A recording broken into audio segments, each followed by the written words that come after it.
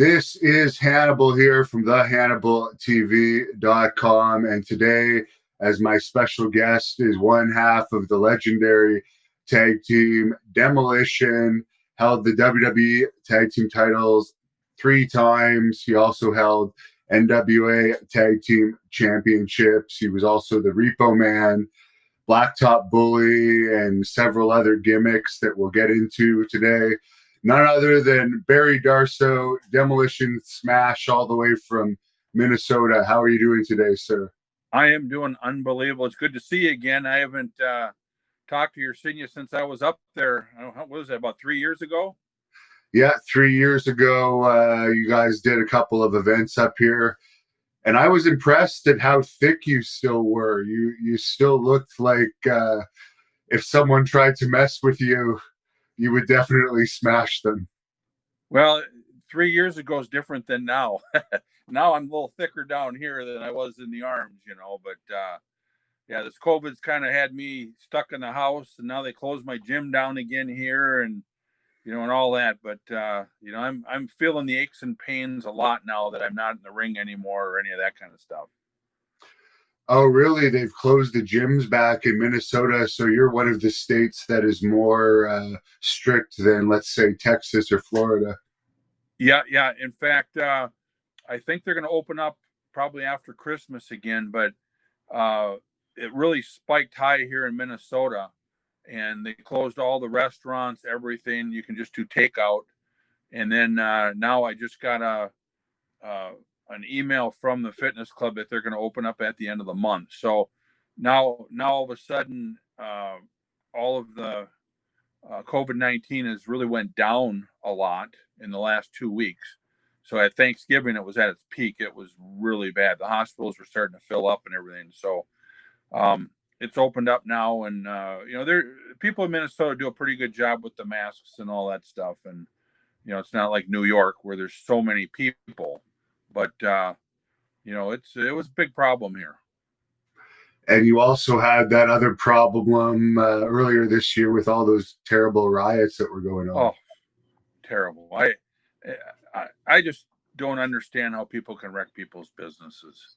It's no matter how upset or mad or whatever you are, these people's businesses that are down there, they're incredible people. They got their whole lives invested in these businesses, and then they were just taken away in minutes from thugs is what it was. And nobody's helping the people in those businesses out again. I mean, they've lost their whole lives, and that's not important to those other people. But there's got to be a different way of getting your point across without ruining things.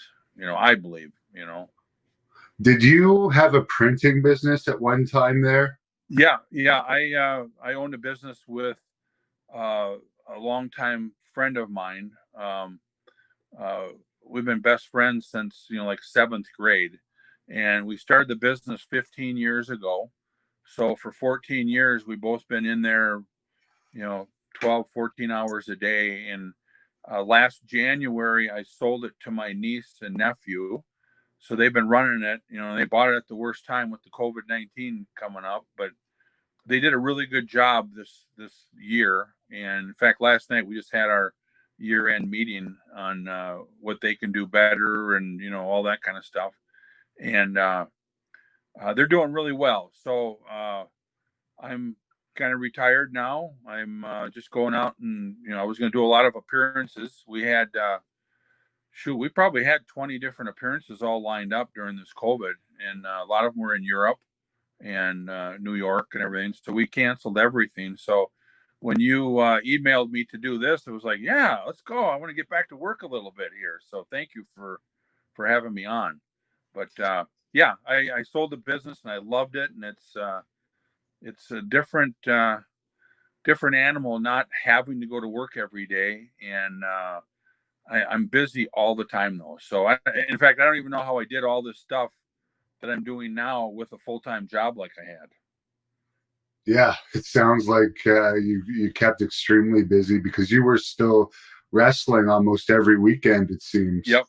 Yeah, yeah. Every weekend we were out, and then both Bill and I, a few years ago, I had a new knee done 2.5 years ago, right after I left you guys, and so then we just decided we're not going to get in the ring anymore, and we talked and we said we only want to go on the road twice a month is what kind of our goal was, because it's just getting to be too much, and we love the fans and we love all that, but it's just it's getting hard to get on these planes and get there 2 3 hours early, and all the stuff you got to go through. So yeah, we're excited now for when this opens up to get back on the road and see everybody again. Well, to start this off, could you tell us a little bit about your childhood and where you grew up and what your family was like? Yeah, definitely. I've always said I'm the luckiest guy in the world.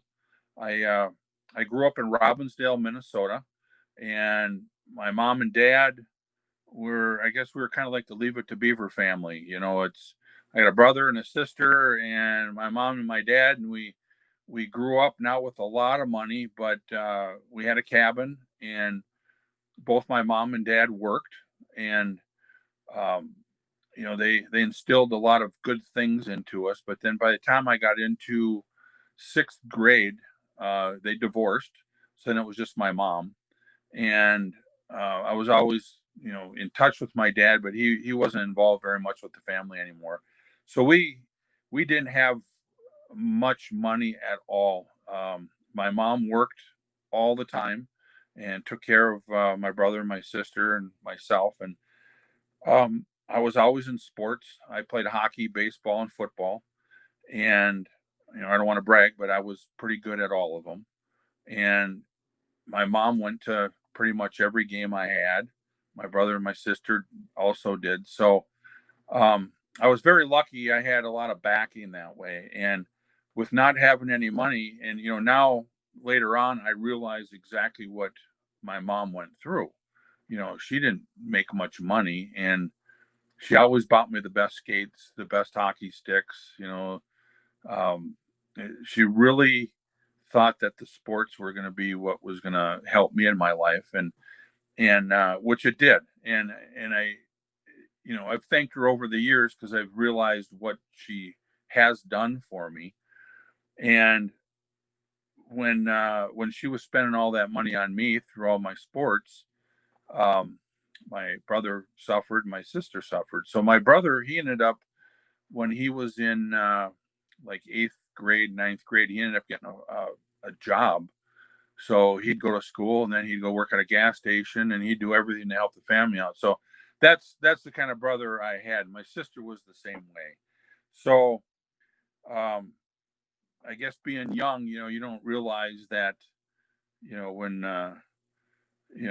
how everybody else suffers for you when you're playing your sports. And when I played sports, I was never home. I was outside uh, probably, well, from the morning it was light till dark, and I'd go to school and I'd be out playing, and my mom would be screaming at me, "Get in! You have to have dinner!" And I during the winter season, I'd go to the park when it was during the Christmas vacation.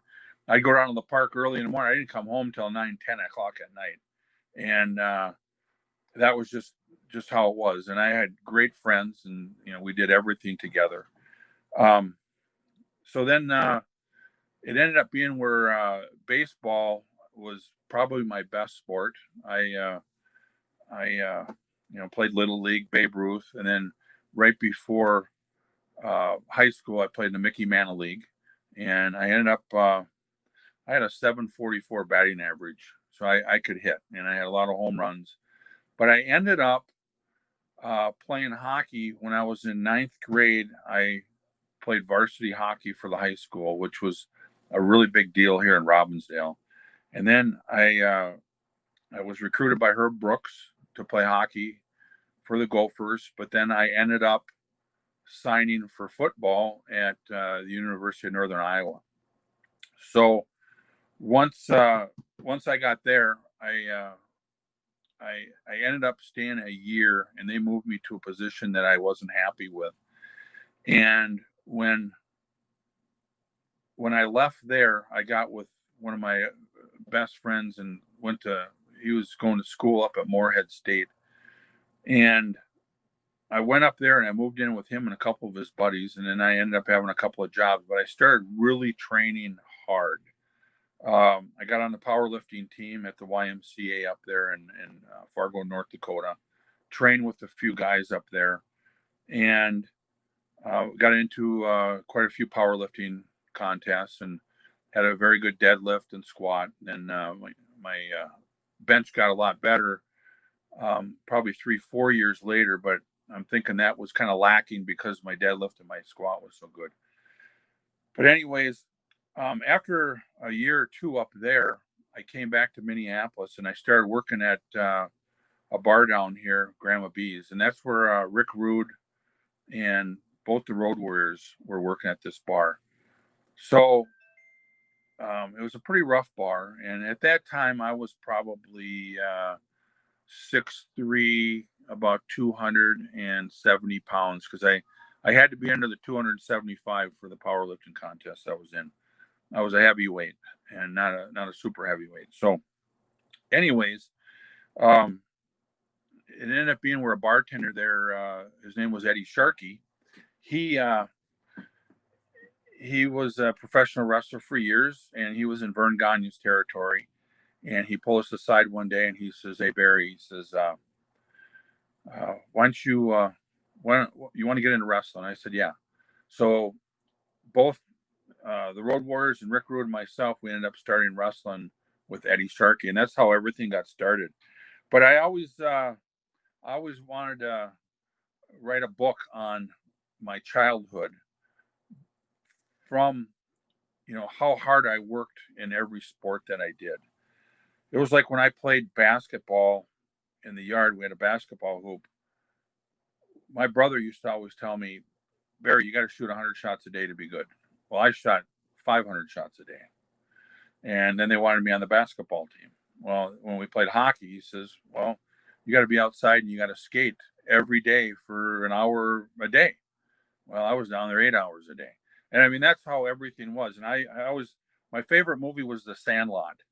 And I always thought that I was Benny on The Sandlot. I was the guy that was getting the neighborhood together and go out and play baseball. And, I guess the moral of the story is, if you want to get good at anything, you gotta practice, and you gotta really set your mind to it. And that's kind of what all of us here from Robbinsdale did for wrestling. We all, we didn't just go to Eddie Sharkey's camp. After the camp, we'd be in the backyard, throwing drop kicks in the grass and punching each other and suplexing each other. And so it was a great childhood that I had. My brother is incredible. My sister was unbelievable. And my sister died 2 years ago, which was terrible. She was only 65 years old. But my mom's still alive, so my brother and I go see my mom. And the first time my mom ever seen me wrestle was in Minneapolis.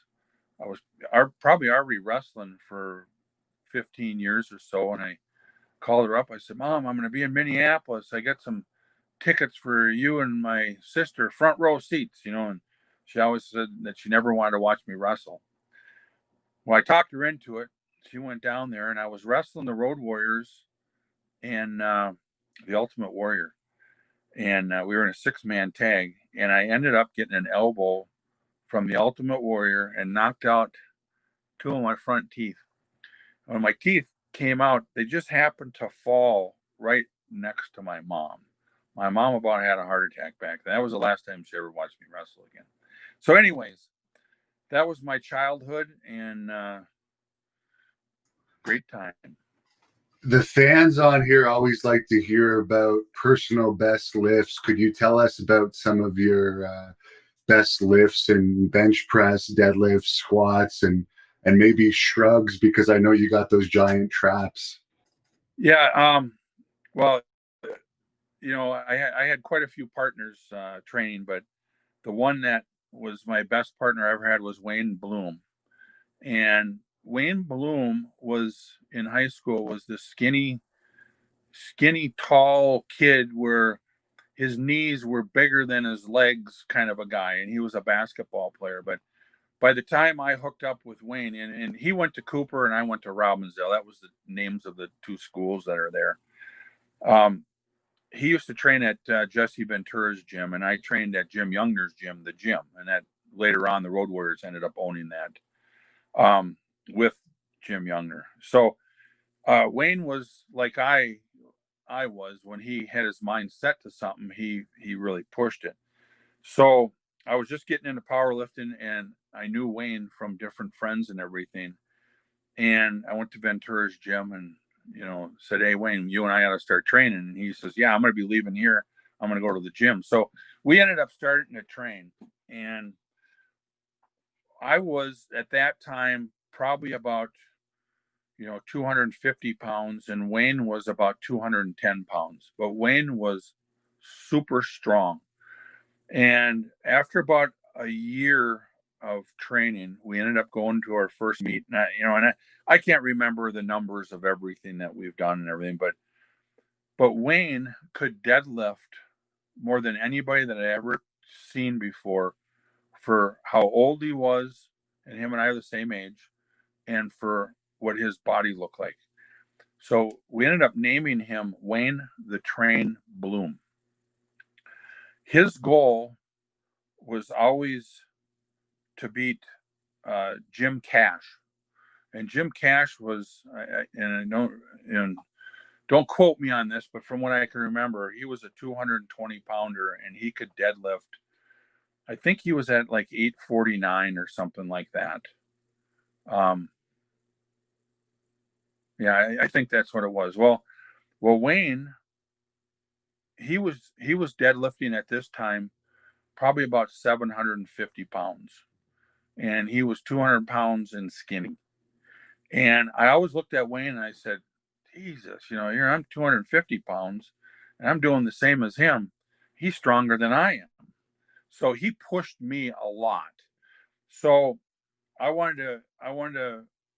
had to gain weight to get into the 275-pound class because I needed to be up at that 274 poundage, because at 250 I was giving away too much. And Wayne wanted to be in the 220 pounds. So we both had to put on 20 pounds. So we started eating and, eating right, and the protein and all this stuff. And all of a sudden in the gym, we're doing, deadlifting 800 and 805. And this is back before they had these super duper suits and everything. So it ended up being, I ended up doing 777 in a meet. And I think Wayne did like 765 or something, which was unbelievable for me being, 40 pounds heavier than him. He was the deadlift king. And in that same, so I guess I should back up here. One of my first meets, I did like 410 or something on the bench. I did 625 on the deadlift and 650 on a squat, something like that. And then later on, it ended up being where I did 777 on the deadlift. I did 783 in the squat. And then I ended up doing like 485 on the bench. And my bench was always the worst out of everything. But anyways, to make a long story short, I ended up tearing a tricep before a big meet. And in the gym, I squatted 810. I deadlifted 820, and my bench was up in the 5 to 510 range. So it kind of knocked me out of that meet. And then at that time, then I started wrestling, and I think that was kind of where I was starting to get the injuries, because you're taking all the bumps and you're trying to train. So then I started lightening up on everything. But Wayne kept on going, and Wayne ended up beating Jimmy Cash's national record, which was incredible.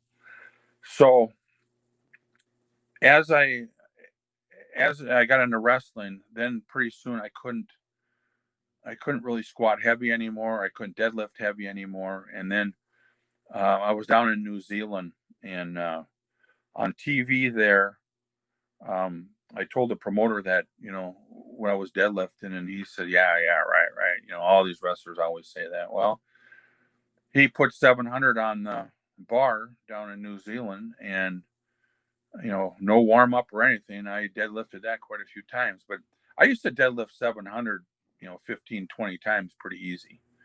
And Wayne was the same. And then my bench was always right around that 485 to 500. I couldn't, it was like I couldn't get stronger. And then I hooked up with Hercules Hernandez in Bill Watts's territory. And all of a sudden my bench was just starting to go, but I wasn't squatting or deadlifting heavy. So Herc and I ended up doing 5.25 for triples, and I told him, I said, my goal is to do a 600 bench, and he says, well, we're going to get to that. So anyways, it finally got up to the time. I did a 640 really easy, and he says, Barry, next week, he says, let's go for that 600. So we were in this old beat up gym in Baton Rouge, Louisiana, and I warmed up. I did a triple at 5.25, and it was so easy. On the third rep, I put the bar back up, and I tore my pec, and it sounded like a corn husk. Came right down on me. The bench that I was on was a rickety old bench, and it broke. So I can say my best bench was 5.25 for 3, but I know for a fact I was getting close to that 600 range. So that's where I was with the lifting. And ever since the tear in my chest, it completely changed my body. I, got a big hole in my chest, and then my benching, no longer I could really bench anymore. And after all the bumps in the ring, then pretty soon the deadlift is gone, and then the knees, and then the squat's gone. But back in the day, I was pretty strong. When you were on the road in places like Mid-South where you had crazy travel in WWE, did you find it hard to get good workouts in? Well, with the heavy workouts, you couldn't anymore. But what was nice was the guys I hung around with, Bill, my partner, Tito Santana, Ron Bass, and believe it or not, Fuji always went to the gym too. So, but that was our life. When you were on the road, we didn't go out drinking and doing drugs and all that stuff all the time. We were on usually late at night wrestling close to the main event. And, usually the tag team was right before the main event, but a lot of times the main event went on before us and we'd be on last. So we'd get out of the building, a lot of times at 11 o'clock at night, and then you'd have a 4-hour drive back to wherever you had to go. And then you have to get an early flight. So we weren't getting much sleep, but what we did was, as soon as we flew in to the town, we'd get a rental car and we'd immediately go to the gym, where a lot of guys would eat and do whatever they did. They'd try to get into the hotel, they'd sleep an hour or two, and then they'd go to the gym, and then they'd go to the building because you had to be at the building early. But we always thought, let's get the workout over with. And since we were doing light reps and we did a lot of cardio, as soon as we'd land, we get the car, go to the gym, boom, train, eat, do everything. And then we get to the hotel, and then we'd check in, and then we'd relax all day. So then we were ready for the building. And usually when we got to the building, we'd do more cardio at the building. And that's why I always thought that, Bill and I were, pretty good sized guys, but we never blew up in the ring. We could do our Broadways with people and, smaller, lighter guys, and we'd hang with them. And I think that's why we were so successful. We never blew up.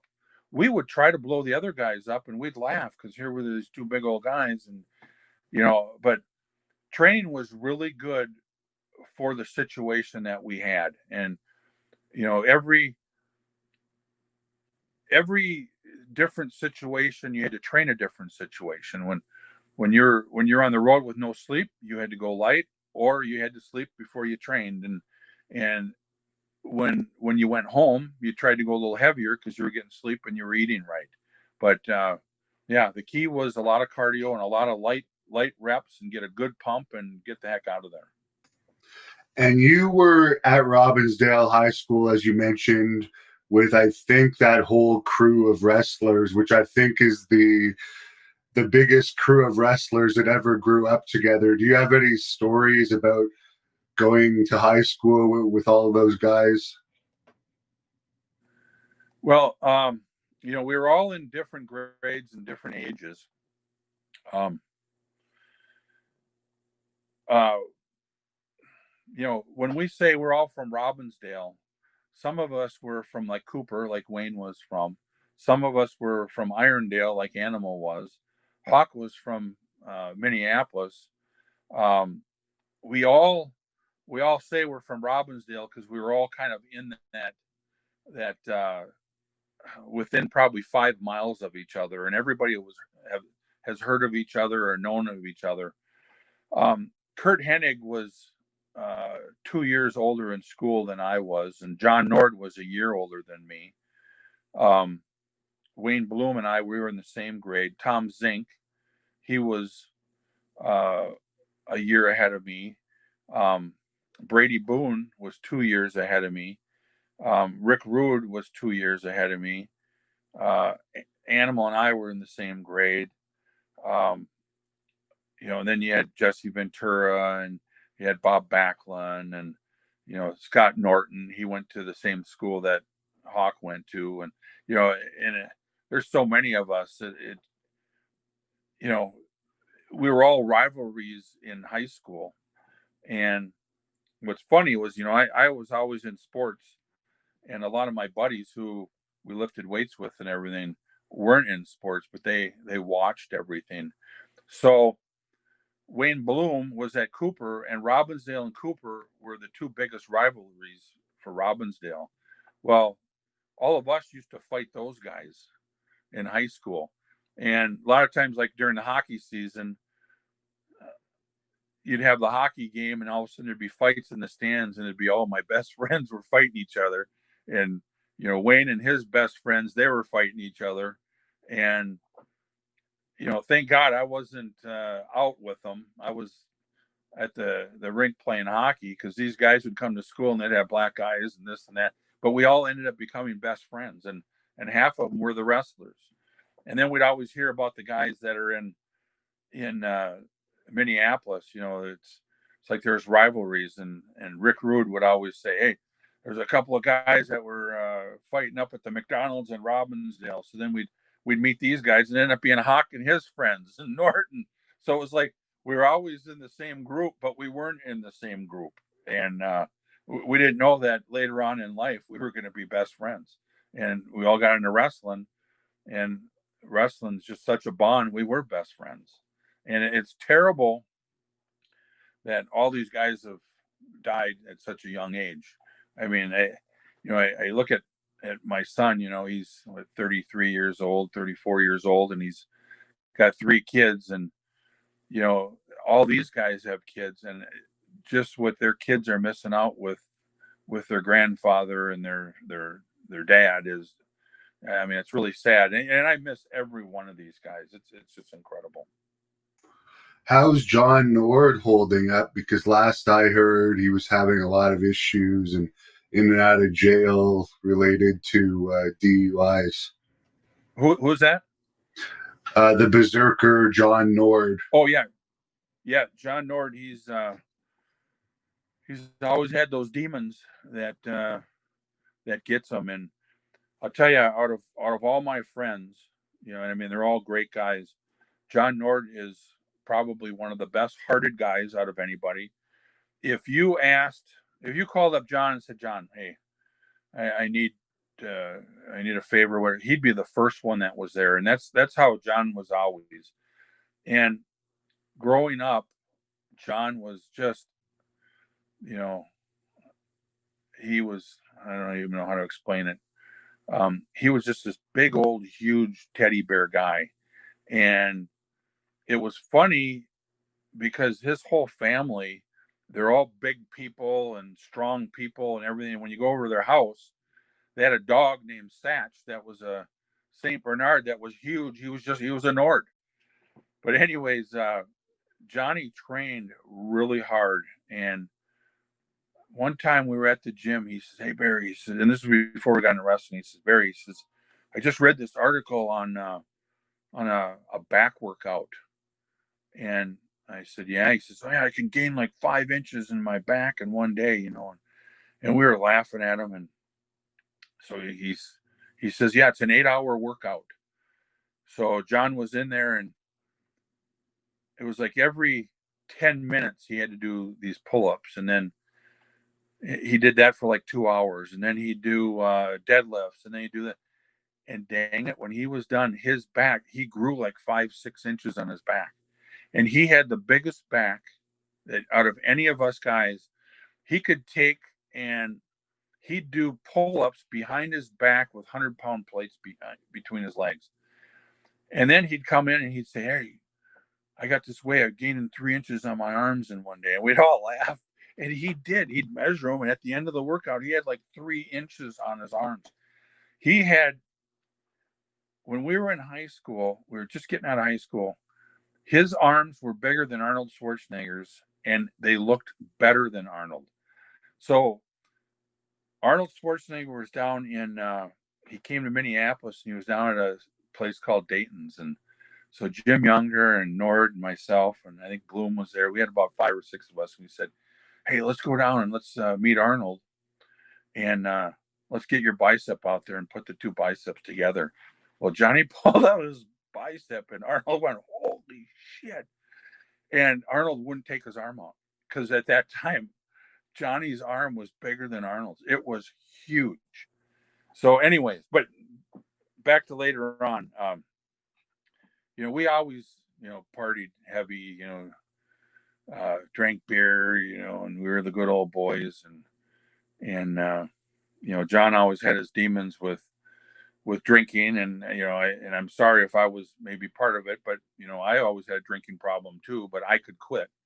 Johnny couldn't.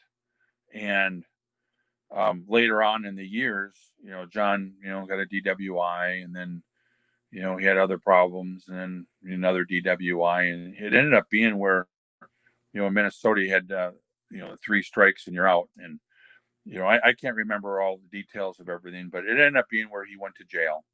And, he was the greatest guy, like he always is. Even in jail, everybody loved him. And he ended up getting out of jail, and back in wrestling, he'd wrestle, he'd go out and party, and then pretty soon he'd go 6 months where he wouldn't drink anything. And, it just, the demons always caught up with him and always got him into trouble. But through all of it, he was still John Nord. He was just the greatest guy in the world. And as far as Rick Rude, most people say he was the toughest of the whole Minnesota crew. Would you agree with that? Yeah, everybody, I was never a tough guy, but everybody that we hung around with were not normal guys. I mean, Johnny was an amateur wrestler too, and he was a big guy, and yeah, he was a real tough guy in his way. And Rick Rude, pound for pound, he was probably the toughest guy for his size. And everybody was tough guys, but some guys didn't want to fight, and other guys did want to fight. And I don't know. Johnny was a guy who didn't want to fight anybody, but if you fought him, you were in big trouble. Rick Rude, if you wanted to fight, he'd be the first. He'd throw the first punch. He loved it. But yeah, John was one of the tougher guys, but he was the bigger guy out of all of us too. Were you in Mid-South when John had that altercation with Butch Reed? No, I was already gone. I was already probably in Florida or something like that when all that happened, and I didn't even really hear the details. When I was wrestling all the different territories and everything, I kind of lost touch with everybody unless we were in the territories. And every once I'd come home to see everybody, then they were gone on the road somewhere. So I didn't really keep up on all that stuff. And I was friends with Butch Reed and John. And I believe John and Butch were good friends after that. Yeah, that's what I heard too. It was just, I think Bill Watts kind of egged them on. Yeah, and yeah, and everybody wants to the testosterone's running high, and everybody wants to be on top. And Bill would egg those things on, and I'm sure if they weren't there, they probably wouldn't have fought, because both these guys are great guys to be around. The first territory that you worked, I understand, was Hawaii. Yep, yep, Could you yeah. tell us some I details about that and your gimmick there? Yep, definitely. Um, when we were in Eddie Sharkey's camp, um, there was it was the Road Warriors, Rick Rude, and myself, and we were at the end of the camp to where we needed to start working. And the first one out of the camp was Joe. Um, and what had happened was Eddie Sharkey was very good friends with um, I lose my mind anyways, with Ole Anderson. And Ole used to come down to the camp, and Ole was the booker down in Atlanta. And he came down and he took Joe first. He liked Joe's look, and he brought him in, and he went down to North Carolina. And one of his first matches was with Johnny Weaver. And back then, Johnny Weaver, I suppose Johnny was in his 50s back then and wasn't a very big guy, but Johnny Weaver had the sleeper hold down there. So now Joe's coming out of camp at, you know, 260 pounds, in shape, strong as heck. And they put this, kind of a halfway biker look on him. And he went down there and had a match with Johnny Weaver, and Johnny Weaver beat him with the sleeper hold. So that was the first time, Joe comes back to the camp and says, guys, this was the most brutal time I ever had. He says, I got beat by Johnny Weaver, and we're all kind of laughing with the sleeper hold. Well, Eddie Sharkey really never smartened us up on what was going on in the wrestling world. So we're thinking that, here was four tough guys, we're going to get out there and we're going to tear this business up. Well, you got you start off by doing jobs for everybody, and that's just the way it is. And then when you prove yourself, then maybe you move up to the next level, and maybe you can beat a couple of people and this and that. But what the whole thing was Ole wanted to see Joe in the ring and to see if Joe would do business, and Joe did business. So now Ole is thinking, well, hey, these guys, they're four big monsters that are going to get it in the business, and now they're going to do business. These might be some guys that we're going to get in the business and we're going to push. So the next guy that came out of the camp was Hawk, and Animal and Hawk became the Road Warriors. Well, Ole watched the Road Warrior movie and says, hey, these guys they got the look. We're going to put this gimmick on them. They can't really work a lick, because we didn't learn, we could do arm drags and this and that, but when you're, at that time of the era of wrestling, there wasn't guys that were our size, 270, 280, that can take bumps and get up. And, there was a few guys, but it was more, the Crusher, the Bruiser, Larry the Axe Hennig was a big, strong guy, but he wasn't the guy that would take bumps. And so we were like that. And so Ole, when he created the Road Warriors, he said, I need to put you with the guy who is smart as heck. And that was Paul Ellering.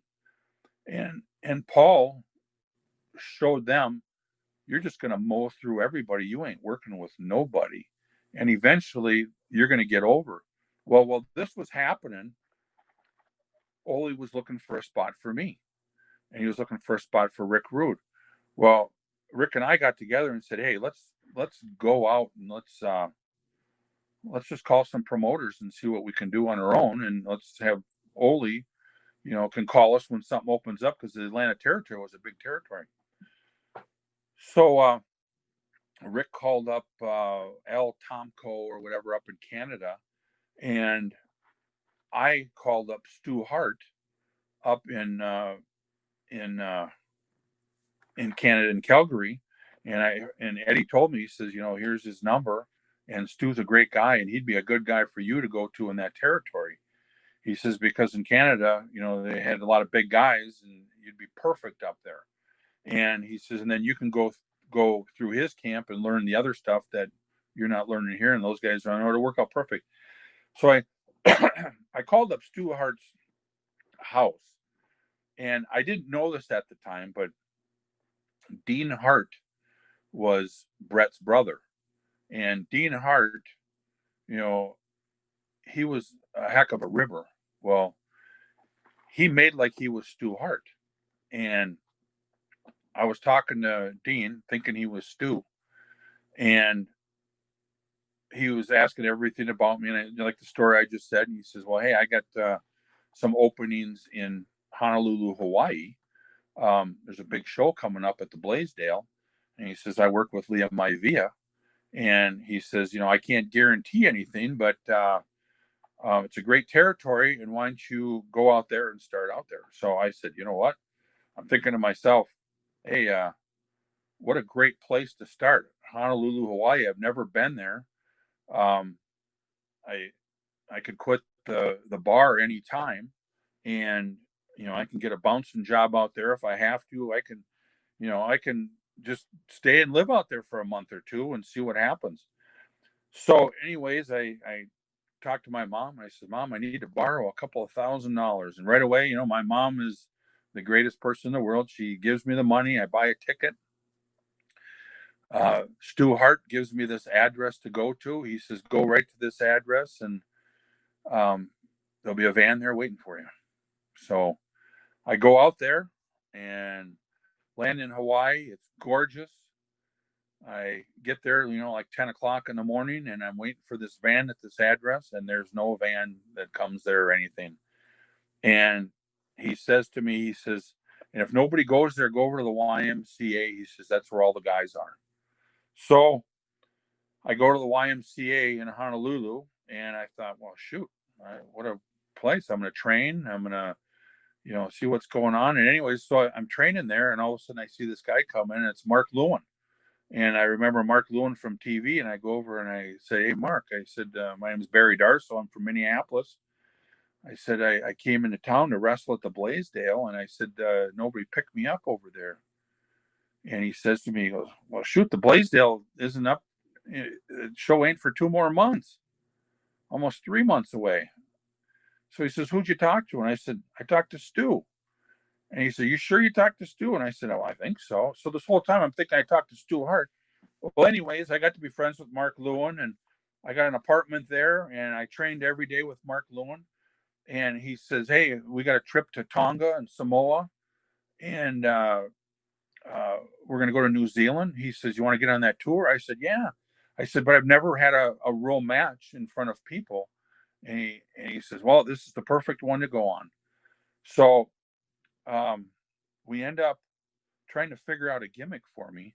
And he says to me, he goes, I got to go over to Ripper Collins' house tonight. He's really good with figuring out gimmicks. And he says, and I'll introduce you to Liam Maivia and all this stuff. So anyways, by this time now I got a tan, everything. He says, we're going to shave your head, and you're going to get a little ponytail.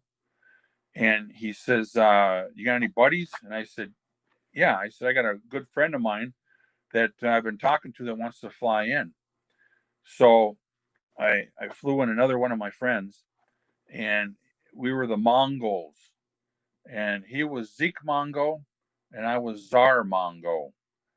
And our first trip was to Tonga, and we wrestled in Tonga, and then American Samoa, and then we came back, and then we went to New Zealand, and then that's when I started really kind of learning how to wrestle, and then we ended up coming back for the Blaisdell show. Well, they ended up putting the tag team titles on me and my partner, and the Blaisdell was sold out. And on these trips to Tonga and Samoa and all them, we got paid like $50 a shot. It was. I mean, we were starving to death. So we were guaranteed like $1,500 a piece at the Blaisdell. Well, at this time, I learned. I said, Mrs. Maivia, I need my money ahead of time before the match. I'm flying out tomorrow morning, and she says, well, after the show, I'll give you the money. Well, I've learned that she didn't pay a lot of the people a lot of the times. So it ended up being where me and my partner, we just ended up getting we were getting in a early plane that night, and we were going to leave before the match. Well, the word got out that we skipped the show, so then they were going to hire their hit squad on us. So we ended up, Mark Lewin took us over to his place, and we ended up staying for a couple of days because they were waiting for us at the airport and everything. We ended up catching a plane, and we took off. So then Mrs. Maivia called me at my mom's house and said, Barry, I can't believe you left. And I said, well, you didn't pay us on the other ones. You weren't going to pay us on this one. Why are we going to do it? Well, it ended up being Mrs. Maivia. We ended up becoming really good friends. So I flew back to Hawaii and ended up doing a few more shots there. And then I had a guarantee in New Zealand. They got me and back then, just being new to the business, I had a $600 American dollar a week pay in New Zealand, which was huge because the money there and the dollar, it was like I was a millionaire back then. And then Ric Flair came in, and I met Rick at the airport before in Minneapolis, but it ended up being where I traveled with Rick all over New Zealand, and we became really good friends there. And then Rick opened some doors for me, and between Rick and Mark Lewin, you know, they started making some calls for me, and then I ended up calling Dusty Rhodes, and so that was my Honolulu trip, which all comes down to I got in the business and it was a rib, and I just put the boots to Dean Hart for so many years, but then later on I called up Dean and I said, Dean, that was the greatest thing that ever happened. What a great rib. I ended up getting in the business because of you. And Brett and I laugh about it, you know, and it's terrible that Dean passed away quite a few years ago too. But, you know, I always tell Brett, you know, your brother is the one that got me in the business. That is a terrible rib to play on someone, though. You're lucky that that you took it and you made the best out of it. Well, you know, and I always knew, you know, you can't count on anybody, but you can count on yourself. And I just thought, if nothing comes to this, I'm going to have the greatest time in Honolulu, Hawaii. I'm going to train. I'm going to, you know, do what I always do. You being a lifter, you know, nothing else matters, but let's go to the gym and let's train. And then, you know, you got to eat. So I had enough money for a couple of months out there. I knew I could train and eat, and I could be in Honolulu, Hawaii, and I, you know, rented bicycles and I biked all over the island. I swam in lagoons. I did it all. I mean, it was, if I didn't get in the business, I still had one hell of a time. And, you know, I would have probably stayed there and power lifted with Mark Lewin and all these guys. And as far as hanging out with Ric Flair, was he as wild as people say he is? He was wilder. You know, Rick was Ric Flair. He was the gimmick that you see on TV. That was really Ric Flair, and I have to thank him for so many different ways that he's helped me out. And um, you know, when he was in, you know, his job in the wrestling business was, you know, he was the champion, and he went into every different territory, and he was the top guy, and the top guy in the territory would wrestle Ric Flair, and Ric Flair would make that person look like $1,000,000. And Rick would walk out with the belt, and he would make the guy who he wrestled a better wrestler and more over in that territory. And when we were in New Zealand, I really learned that from Rick, because Rick was there working with Lars Anderson, who was the booker, and he was the top guy in that little territory around there. And they had matches that were just incredible. And I would ride with Rick. It was just me and Rick. We'd rent a car. He was there for about 2 weeks. So we hit every city everywhere. And I learned so much about the business from Rick. And when he left, he gives me his home phone number, back then you didn't have cell numbers. So, and he'd always say, hey, and he actually had me talking to his wife, because she was from Minnesota and I was from Minnesota. So I could always get a hold of him through that. And he said, Barry, please, if you need something, you call me. Any questions or anything, you're a good guy. And that's how it was. So after when I left Hawaii and New Zealand that second time, I called up Dusty Rhodes, and Dusty says, hey, why don't you fly down here to Florida? And at that time, Tampa, Florida territory was on fire. It was incredible. And he says, come on down, let me meet you. He says, I've talked to Rick, and Rick has mentioned your name. He says that, you're big, you got a great attitude. He says, you haven't really learned how to work yet. And he says, but maybe I can use you down here. And so I ended up flying to Hawaii, to Minneapolis for about 2-3 days, and I flew right to Tampa. And it was kind of that same thing. You don't have a contract where you have money or anything, but I made some money, and I saved some money, and I was paying back my mom already. But then I called up Mom. I said, Mom, I gotta have some money again, So I ended up paying for my own ticket again. I had the money. I flew into Tampa. I met with Dusty at the office, and he says, hey, why don't you come down to, I can't remember what the building was, but we ended up, it was the Armory or something in Tampa. So I ended up going down there, and I met all the guys there, sellout crowd. And Dusty says, this is what it's like, Barry, baby, And he says, I don't have anything right now for you, but he says, why don't you go to the gym, meet the guys and everything. And he says, we'll get you in some of the small shows around the state.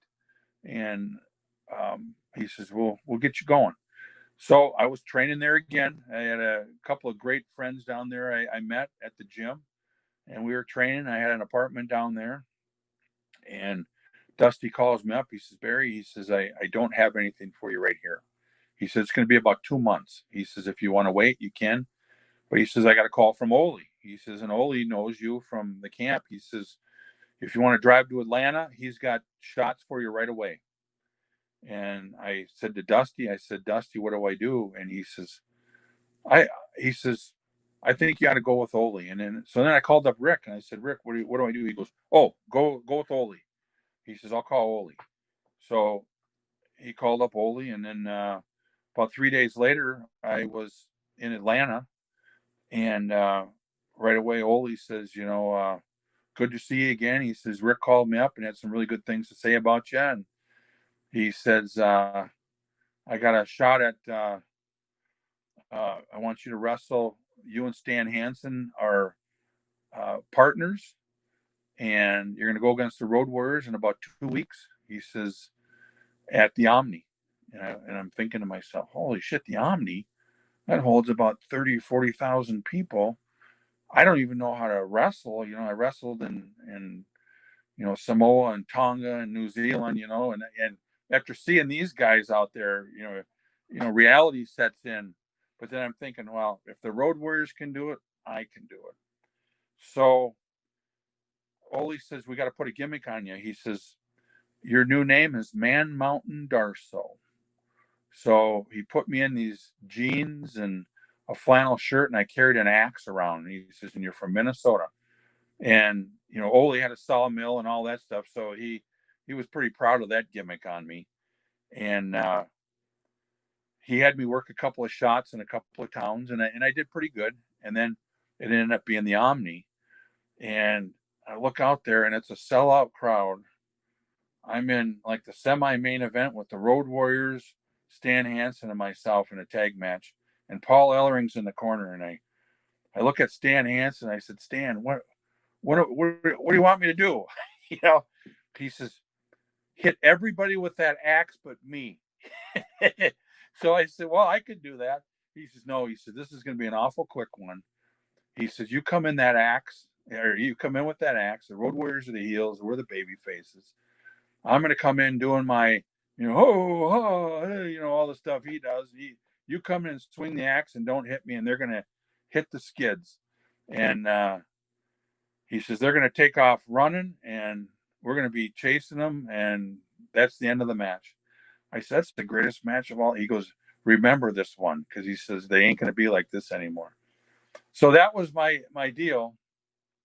They just had me in there for a second to chase them out of the ring, and the Road Warriors took off. And later on, that was for an angle that they were doing in Japan later on. So it was just good to be part of that. But then after that match, I worked a few shows there, and then Ole says, I talked to Bill Watts, and he says, I got a full-time job for you down with Bill Watts. He says, you're going to learn how to wrestle. And so from that time, I left there. I probably had about 5 or 6 more matches. And then from there, I ended up driving down to Louisiana and met with Bill Watts. So that was all because of Ric Flair. And then, through my life, I was around Rick quite a bit, but Rick really helped me out. So Bill Watts would have been when you got the Russian gimmick then for the first time. Oh, can you hear me now? Can you repeat that? You're breaking up.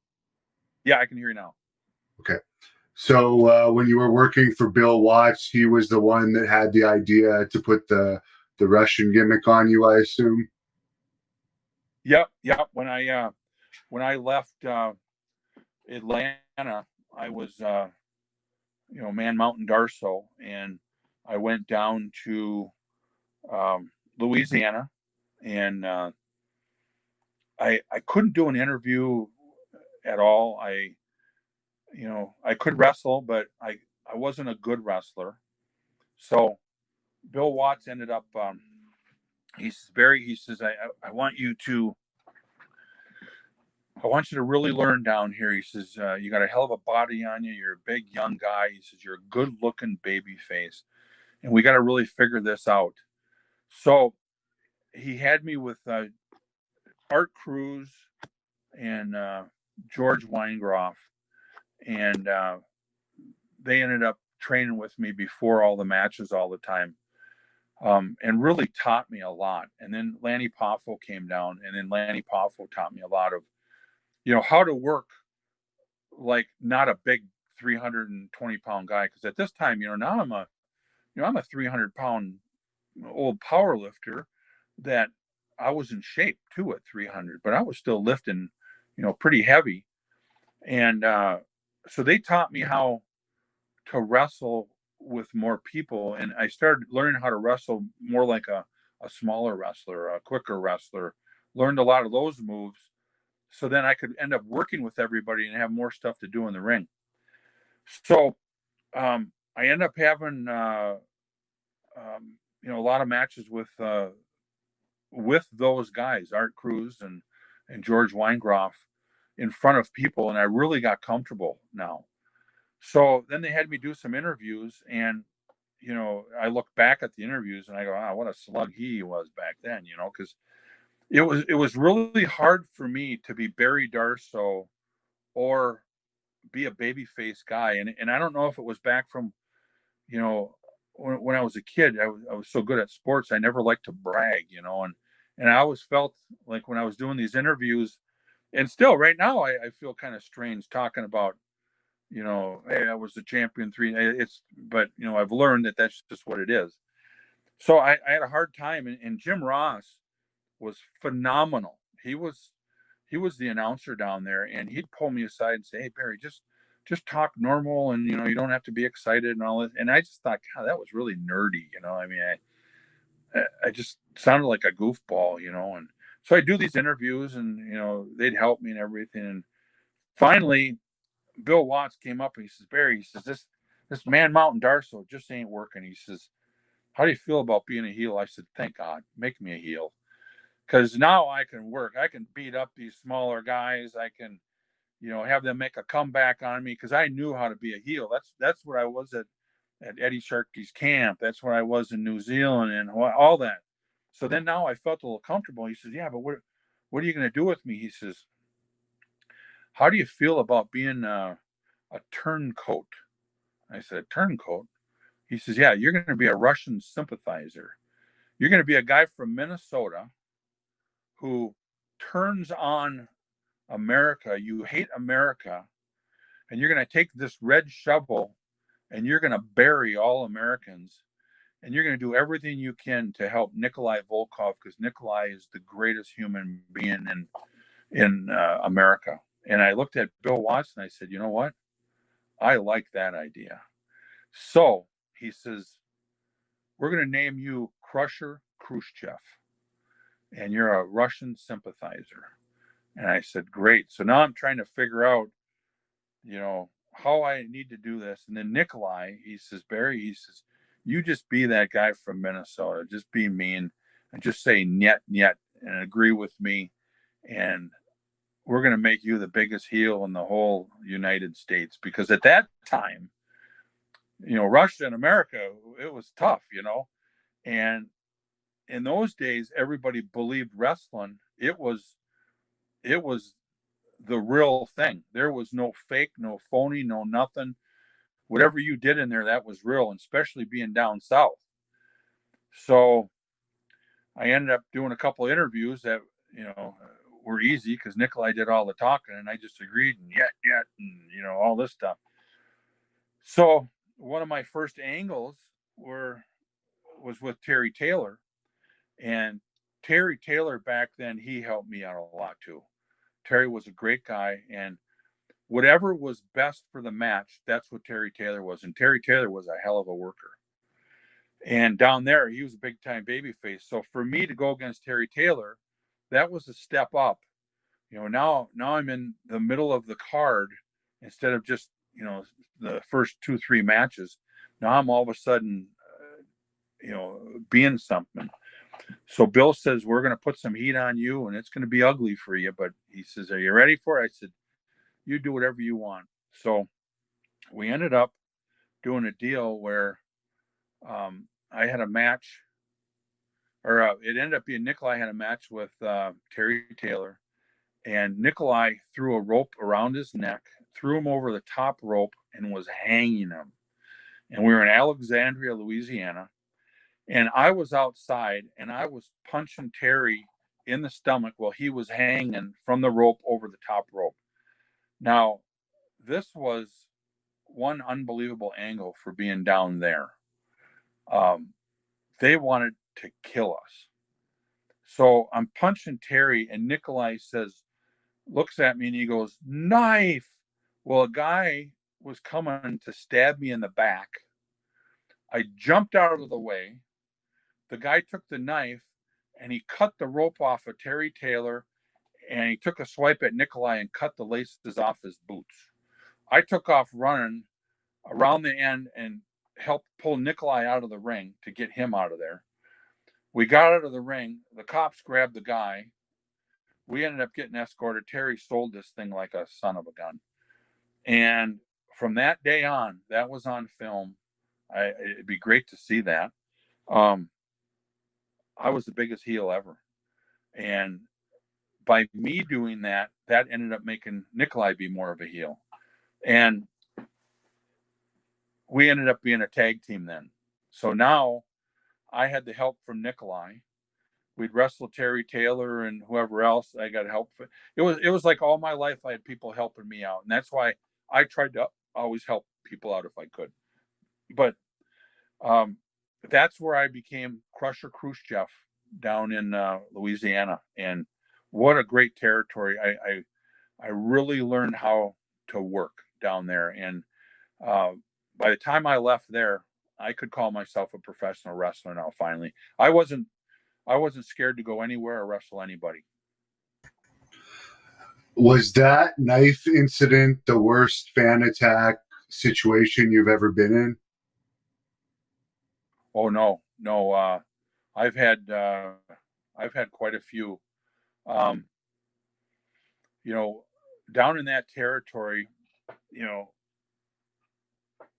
it seemed like every baby face we wrestled, something would end up happening. And it was Nikolai, myself, Butch Reed, and Jim the Animal Neidhart.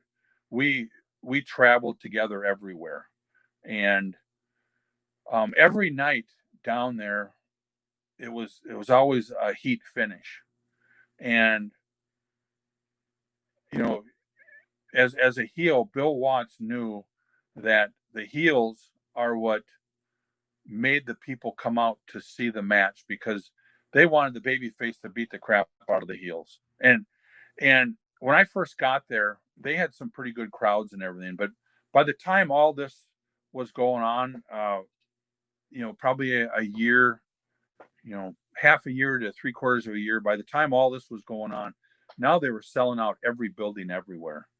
So there, one of the scariest times for me, I suppose, in this business was, um, oh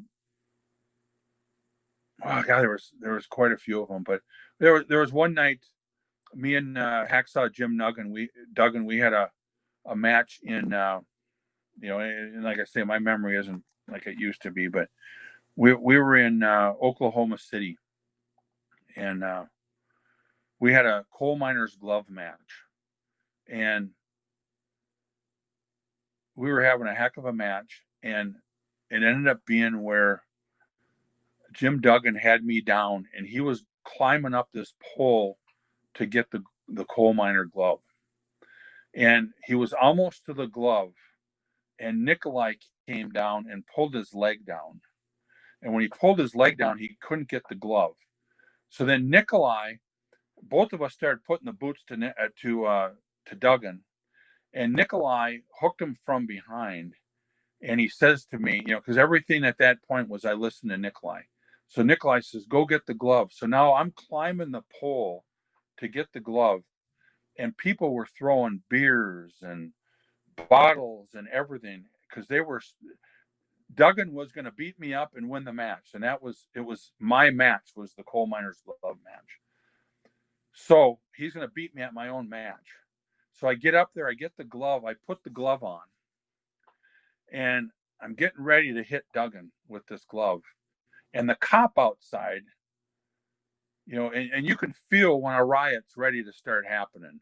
And in that building, there was the main floor, and then there was a balcony, and the balcony was probably, 12 to 14 feet up in the air, and then there was a railing, and this place is sold out.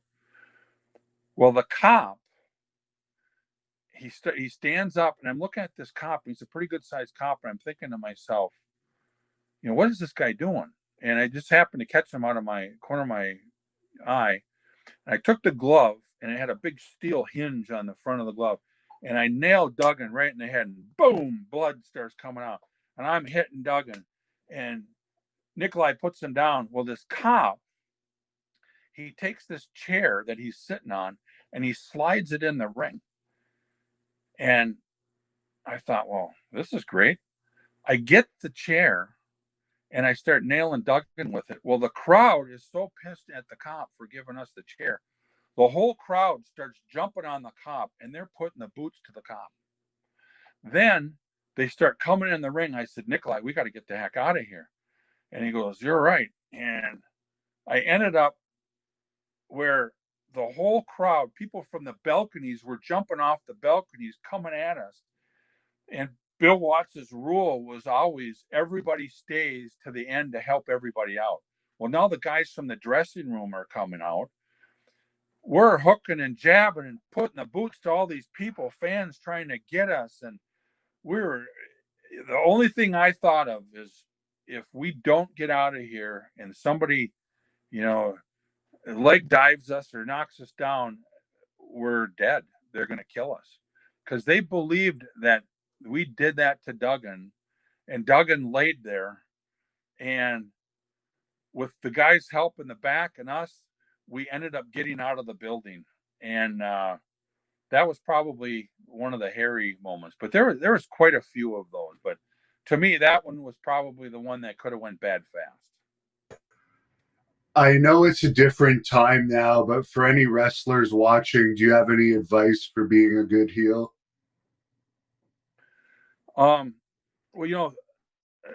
things have changed so much now, but I think it all goes back to, you got to do things that fans emotionally are going to connect with. And now it's pretty hard because everybody's smarting up to the business, and it's entertainment, and they know that you're a bad guy and the other guy's a good guy, so they know they got to boo for you or cheer for you. But if somehow you can do something that gets to their emotions to where they really hate you in real life, and it's not cheap heat. It's not like you go to some old lady in the front row and say, "Hey, you're an old lady, you old bag." That's cheap heat. It's almost, I mean, it's really tough, but it goes back to the old school. You got to start off by, the bad guy, takes the baby face down, the baby face reverses it, gets on top. You just keep doing things, and the baby face is better than you, so you got to cheat. And when you cheat, you pull the hair, you do moves like that, and you end up, you got to kind of figure out, and everybody's different how they work and everything, but you have to figure out while you're doing that, you have to make it look so real and so good that the people really know you are a bad guy. And if they really know you are a bad guy, and you create that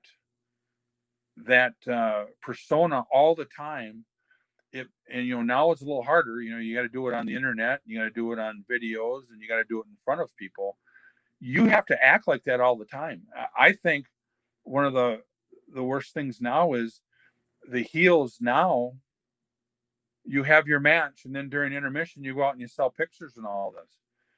You have to kind of bite the bullet and go, "Hey, I'm a heel, and you got to be a heel all the time."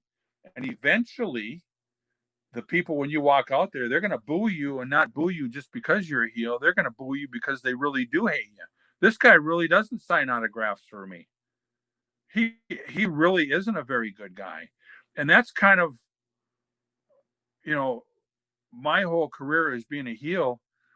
I never went outside and talked to people, never went in the same dressing room as the baby faces, never went to bars the same as people. It was a very serious thing to kayfabe everybody, but that was really what people believed in you. They said this guy really is a real a-hole, and it was hard for me because I'm not. I think I'm a pretty nice guy, but I played it like I was a bad guy all the time. And that's what the young guys have to be able to do. And it's hard when a baby face is out there selling pictures and making all the money in picture money, and then you're the heel sitting there and go, "Oh, what the heck, this ain't fair." Well, no, it's not fair, but you want to be a heel because you want to be a heel, so you got to be a heel. And you went to Crockett Promotions with a big push again with the Russian gimmick. Could you tell us about how you got down there and some of your memories of working for them, which was affiliated with NWA? Yeah, I'll tell you, when I was leaving Watts' territory down there in Mid-South, Bill set me up with Eddie Graham down in Florida Championship Wrestling. And,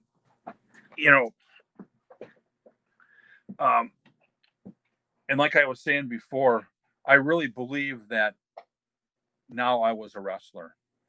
So when I got to Florida Championship Wrestling, it was a great territory. You were home pretty much every night if you wanted to be. And some nights you didn't want to be, like whenever you travel to Miami, which was, 250 some miles away.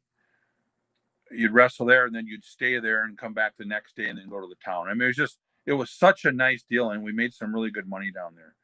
But I got down there, and Eddie Graham pulled me in his office and says, "Hey, Barry, I've heard nothing but good things from you. What are you thinking? You want to do down here? I got some ideas." And I said, "Yeah, I'd like to become partners with Jim the Anvil Neidhart, because Jim was down there." And he says, "Well, you're a Russian." And I says, "Well, why don't we do the same thing that we did in Mid-South?" I said, "Now I'm the real Russian, even though I was a Russian sympathizer, but the people down here know that I'm Crusher Khrushchev." I said, "Why don't I get a partner? And I need a big, badass partner." And I said, "Why don't we have Jim the Anvil Neidhart, who is just doing single matches and you're not doing really nothing with them? Why don't we become a tag team?" And he used to be partners with Butch Reed. So if people, were reading the magazines, or if word got out, there's some kind of a partnership already. And everybody knew down there that we traveled together and we were friends. And I had a beard, and Jim didn't have a beard. So I said, "We'll get Jim to grow his Billy Goat's gruff beard." And I said, "He's going to be the Russian sympathizer. He's going to say that, all these American people, I don't like them because they don't like me, and he doesn't have to be a full Russian, but that'll rub off on him and we'll get instant heat." And Eddie Graham says to me, he goes, "Barry, that's a hell of an idea." And he says to me, he goes, "Well, I don't exactly know what kind of a guarantee you're thinking you're going to make here, but," he says, "you're not the main event." And he says, "I can't pay you top dollar." I said, "Well, how about we do this? I'm going to be the main event as soon as we get over, which I know we're going to get over. So instead of paying me, not a whole lot of money, and don't pay me main event money right now, but why don't you pay me almost main event money? And then when I'm main event, you don't have to pay me that money." He looked at me and he goes, "That's a hell of an idea." And I said, "All right, what are most of the guarantees around here?" He says, "Well, the top guarantee is $1,500. And he says, you're home every night. You hardly have any expenses. You share cars." And I'm thinking to myself, that's a hell of a payday back then. And, you got an apartment or whatever you do, and you split trans with people. And I said, you're going to end up with, after taxes, a grand a week. And I thought, that's pretty good. So anyways, I said, "All right, you're on. Let's do it." So he says, "Well, you want to call Jim first, and then we'll bring him in the office next Tuesday, and you guys will be partners at TV." So I said, "Yeah, let's do it." So I called up Jim. I said, "Hey, Jim," I said, "You want to be partners?" He goes, "Yeah, let's do it." He says, "I'm just stuck in nowhere land here." And I says, "There's good news and bad news. You're going to be a Russian." He goes, "Ah, Jesus, I ain't going to be a Russian sympathizer." I said, "You are. I'm the Nikolai Volkov now. I'm the Crusher Khrushchev. You're the Russian sympathizer." He says, "Yeah, but I hate Russians." I said, "That's all right. You just got to hate Americans, just like me." And we laughed. And I says, "But you got to grow out a Billy Goat's gruff. Can you do that by next Tuesday?"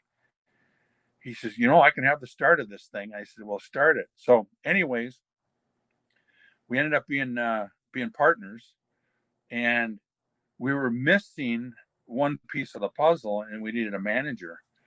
So we ended up David Sierra. He was the Cuban assassin. I went to Eddie Graham and said, "Hey, we need the Cuban assassin for our manager, and it'll be just perfect, a Cuban, a Russian, and an American that hates it." So it ended up being the Cuban assassin was our manager, which it turned out unbelievable. We had heat all over again, and pretty soon we were main events everywhere. And I learned so much from Ric Flair, from Bill Watts, from Duggan, from the Junkyard Dog, from George Weingroff and Ole and Terry Taylor. I sucked up everything that they taught me, and that's why I learned those angles. And then it ended up being Michael Hayes came in, and he was the booker, and we ended up working with those guys, and in cage matches, and we made nothing but money. And then Ric Flair used to come in, so I was kind of getting to where I was kind of at the end of my run, because we had all the heat and everything, and we were at the stage of starting to put over the baby faces. So, the Freebirds, we ended up doing jobs for those guys, and we, just the cycle goes like this. So, when Rick was in one day, it was me and Rick and Harley Race. I was driving these guys around, and we were wrestling a couple of towns, and Rick says, Barry, he says, you got to come to the Charlotte territory. He says, it's flat on its nose, and when this thing gets good, it's going to be good. And he says, you need to come there. And I said, yeah, but I hate to leave here. And, I'm partners with Jim. And he says, everybody's going to end up coming to Charlotte. He says, you want to be one of the first guys. And I said, well, and then I don't want to, leave Eddie Graham. He's done a lot for me, and he's a great guy. And he says, well, you think about it. He says, Dusty. He says, I've already talked to Dusty for you. He says, you give him a call. You come in whenever you want to come in. He says, right now they're going to have a guy come in from Minnesota, Scott Simpson, Nikita Koloff, and they want you to be partners with him and Ivan. And then you can help teach Nikita, and Ivan can help him. You can have 6 man. He says, it's just going to be a good fit. And he says, I said, what kind of money can I make? He says, well, you're going to start off now making a lot of money, but he says, you work out that deal, but he says, you're going to end up making a lot of money. So I says, yeah, but right now I'm home every day. I'm making money and all this stuff. Well, it ended up saying, well, Rick, I'll give Dusty a call anyways. It'll be a couple weeks before I do, though. I said, don't tell him, but I don't want to be in any rush that I want to leave, because I really don't. So it ended up being where we were working, and then Eddie Graham ended up passing. He committed suicide, or something happened to him. He died there. And Eddie was a great guy to me, and it was tough. And then, Mike Graham, I was good friends with Mike, and things were really changing after that. So I went to Mike and I said, Mike, I'm going to put my notice in here. He says, it's just, I got an opportunity. He goes, I know they want you up there. He says, I want you to go too. He says, I'm not going to be able to treat you like you're going to want it to be, and I got to cut your money. And he says, I don't blame you. And he says, good luck, and, all that stuff. And, we were friends. And I told Jim, I said, Jim, you got to get out of here too. He says, it's changed. He goes, yep, I know. So it ended up being where we broke up there. And I called Dusty. I said, Dusty, I talked to Rick, and Rick told me to give you a call. He says, here's what I'm going to do. He says, you come up here. He says, I'll pay you $500 a week.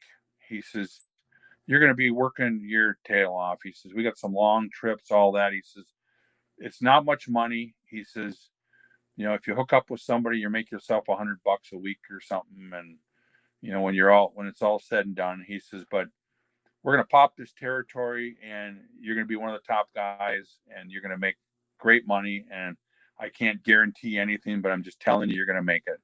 And he says, when this territory was going before, the guys were all making big money. And I said, I heard. I said, Rick told me the same thing. He says, I told him, I said, Dusty, you've helped me out a lot. And I said, I know this is going to be something that you want. And I says, I'll be there when you need me. He says, well, I want you here tomorrow. And I said, it's going to take a couple of days, He says, yeah, just come in within the week. And he says, call your buddy Scott Simpson. And he says, go to the apartment where he's at. And right now he's not speaking any English. He's only speaking Russian. He's a real Russian. And I said, I've heard, So I ended up going to Charlotte. I was Crusher Khrushchev, and Nikita was already now working. He probably had quite a few matches, and he was actually doing really well. But he was like I was when I went to Louisiana. I thought I was a pro wrestler, but I wasn't until I got in the ring, and I thought, oh, I wasn't a pro wrestler yet. And after Louisiana, I thought, well, now I'm a pro wrestler. Why? I got to Florida, and I thought, well, I haven't even, I call myself a pro wrestler, but I'm not a really good one yet. But then now I'm thinking, well, now I'm pretty good. I get down here, and it's the same thing. You learn all the time from all the different people and the different territories you're at. So we ended up being, Ivan Koloff, Nikita Koloff, and Crusher Khrushchev. And Ivan Koloff, what a worker he was. I learned so much from him, and Nikita did. And then I helped Nikita as much as I could. And it ended up being where, Ivan and I ended up being the tag team. And then Nikita was doing single matches. Nikita was doing phenomenal. But he wasn't the worker. He was the big Russian sympathizer. He didn't speak English. He ended up changing his name really to Nikita Koloff. He did the gimmick to the T. He was, and I got to really look up to Nikita for doing that, because he took this business so serious. The people believed it, and they believed he was a real Russian. Him and I used to go to the bank, and I made like I could understand Russian, but he could only talk Russian. So we'd go to the bank, and I'd talk to the teller, and I'd say, yeah, this is Nikita Koloff. He can't speak English. I can understand or translate a little bit. Is there something that he needs to know? And I was kind of like the translator for him. And he was unbelievable. So it ended up being where he ended up becoming a heck of a worker after he started working with different people who could really work. So that's how I ended up being Crusher Khrushchev in that territory. And you feuded with the Rock and Roll Express quite a bit there. Could you share some memories of working with them? Yes, definitely. When we were in Mid-South wrestling with Bill Watts, that's when I first met the Rock and Roll Express. And there were a couple of young guys in the business. They were in Memphis and the Tennessee territory and all that, and these guys could work, but they were smaller guys. They were young guys where all the girls loved these guys. And when I became Crusher Khrushchev down there, Bill Watts was smart enough to say, hey, Nikolai and Crusher Khrushchev, I want you guys to work with the Rock and Roll Express. And back then, we both kind of had the big man complex. It's like, how can you work with these little guys when we're this big, and, we're not going to fly around for them. And, that was the attitude you kind of had, but it was the wrong attitude.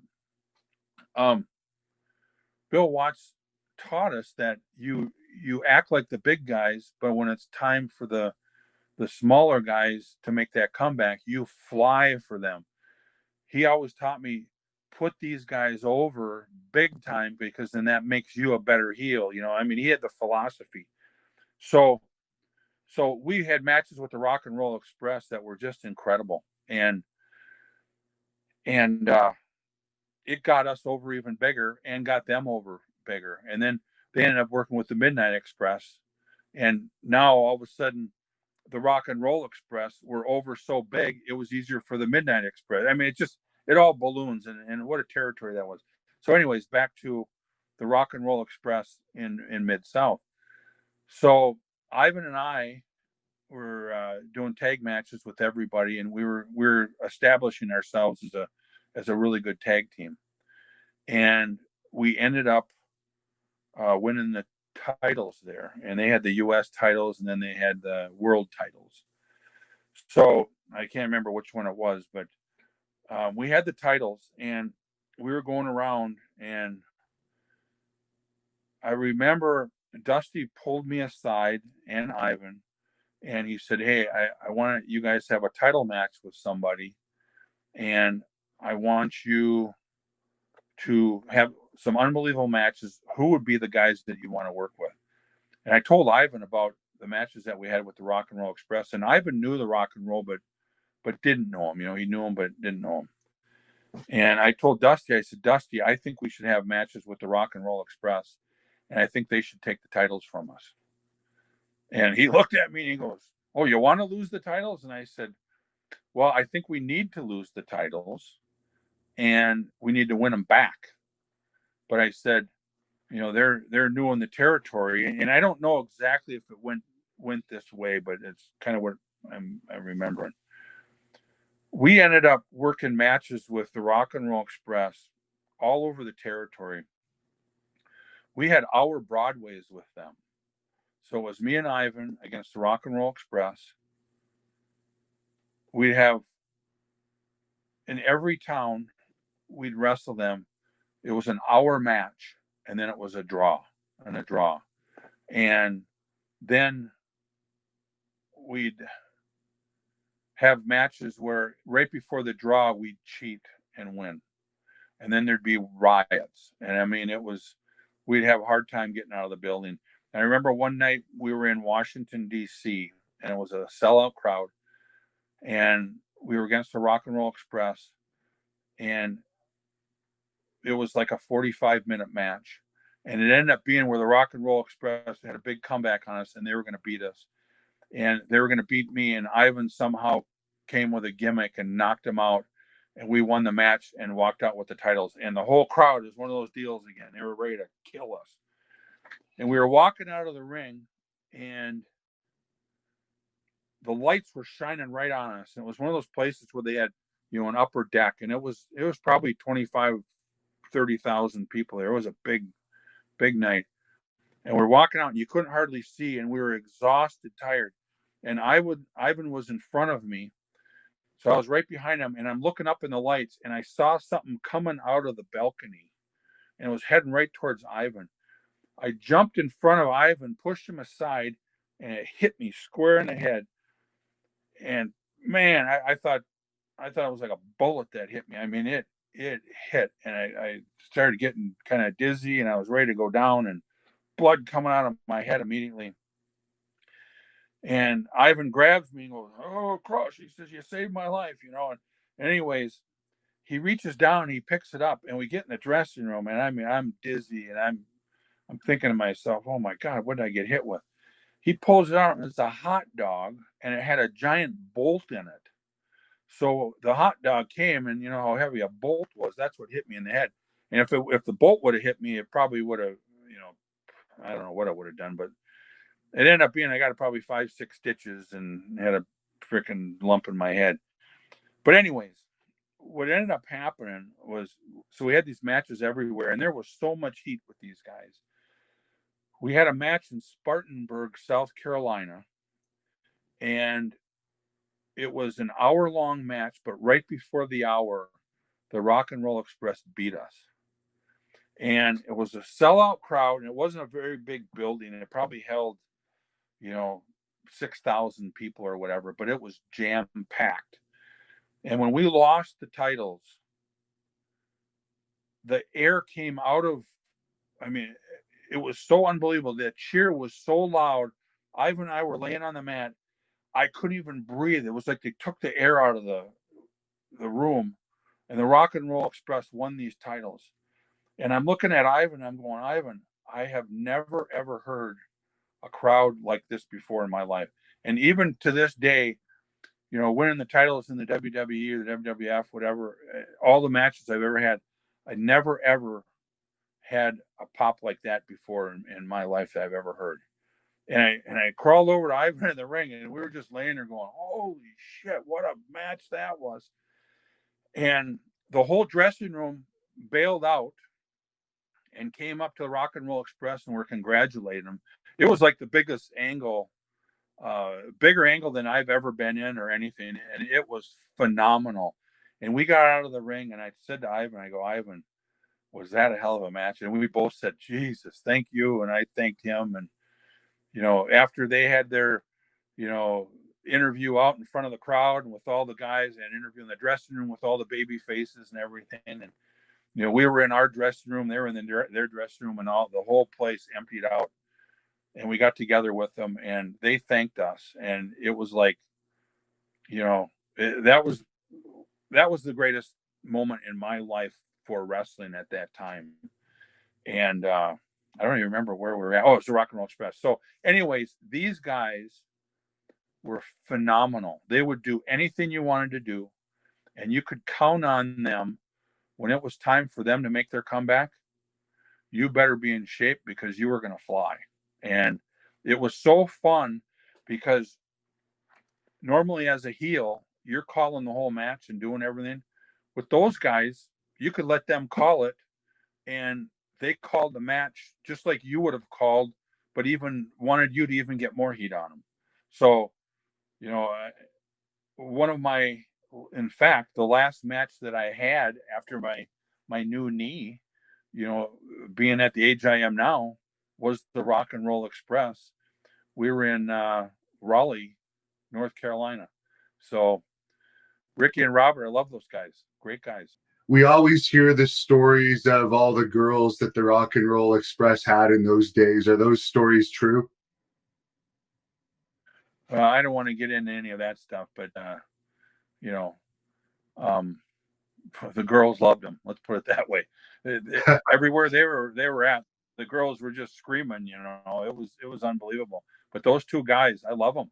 Like I say, they were my last match of my career too. Now, you ended up going to WWE, of course, for your most well-remembered gimmick as Demolition Smash. How did you transition from Crockett over to Vince? Okay, that was a heck of a story. So now um, I'm having a very successful time in Crockett's territory, and you know, the territory really reminded me a lot of Louisiana, and a lot of the same guys from Louisiana were in Crockett's territory too. And you know, it was a really tough territory because we were doing TVs for Crockett, and then we were doing TVs for Georgia Championship Wrestling in Atlanta. So you were working a lot, and you had to make some money. Well, I was making some pretty good money, but not as good as money as I thought I should have made. And we ended up doing the deal with the Rock and Roll Express. And you know, earlier I was talking about how it was one of the greatest matches ever. We dropped the titles to them. Well, we were supposed to have, this was kind of the build-up for um, a Starrcade or American Bash, one of the two. I can't remember what it was for that match. And you know, when you're in those territories back then, those big shows, those are the shows that you build your whole angle up and everything for that show, because then you can get a heck of a payday. Well, we did all of that with the Rock and Roll Express, and I was all set up to have the rematch with those guys at that big show. Well, it ended up being where they were going to put Nikita in there, and I didn't know why Nikita didn't have a single match at that time, because Nikita at that point was getting to be where he was getting to be a heck of a single wrestler, and you know, he could have worked anybody in a single match, but they ended up putting Nikita in the match with him and Nikita against the Rock and Roll Express. Well, I got really upset about that, and I ended up having a match with Sam Houston, which I love Sam Houston, and he was a great guy to work with, but that wasn't the same as working with the Rock and Roll Express. So Crockett told me, he says, you know what, I'm going to pay you the same as if you were in that match. I thought, well, at least I can, you know, get something out of it, you know. And I didn't know what that payday was going to be. But anyways, so the whole thing was built up to that match, and I wasn't in it. And it ended up being where it was a heck of a pay-per-view. And we got to TV, and we were doing interviews. And I think it was like on a Tuesday or something. We're all at interviews, and we got our paychecks. And I got my paycheck, and I'm sitting by Ivan, and I look at my paycheck, and it was like $2,500. And, for a sellout crowd and a pay-per-view, I'm thinking to myself, well, I've made more than this, on regular shows. I said, Ivan, I hate to ask what you got paid, but I got paid $2,500. And he looked at me and I said, I know you didn't get that. And he says, Barry, he said, everybody called me Crush. He says, Crush, he says, I know what you're going to do. He says, please don't do it. And I said, Ivan, I said, in this business, I've always told the truth. You've always told the truth. I've always been honest with everybody, and I expect everybody to be honest with me. And I said, I was told I was going to make the same as what you and Nikita and the Rock and Roll were going to get paid. And I'm not. And I said, I got to say something. And so Ivan pulled me aside and he says, so let's talk about this a little bit. And, we've always talked about whenever you go in and talk to the boss about money, you better be ready to leave. And because they're going to either give you what you want or they're going to give you an ultimatum. Well, if you don't like it, get out. So me and Ivan were going over that. And I said, Ivan, I hate to leave you. I said, I hate to leave Nikita in this territory because all the guys were unbelievable. Midnight Express was in there, Rock and Roll Express, Magnum TA, Flair, it was just an incredible territory. But I thought, you know what? If he screws me on this payday, he's going to start screwing me on other paydays. So, if I was going to make 300 on a night, now he's going to start paying me 200 because he knows I'm going to do it. It's just the way they are. Promoters are like that. So, and I'm thinking, and he probably knows I'm a nice guy, so I'll just take it and not say nothing.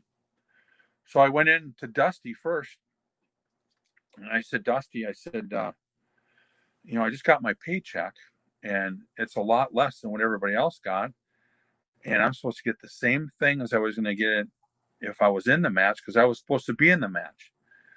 And Dusty closes the door and he says, Barry, I'm really sorry. I didn't know about what the paydays were or anything, but he says, I had to put Nikita in the match. That's just what the boss wanted. And, it worked out where you were with Sam Houston and you could work an angle with Sam Houston. And I said, yeah, but I don't want to work an angle with Sam Houston. I'm a tag now with Ivan.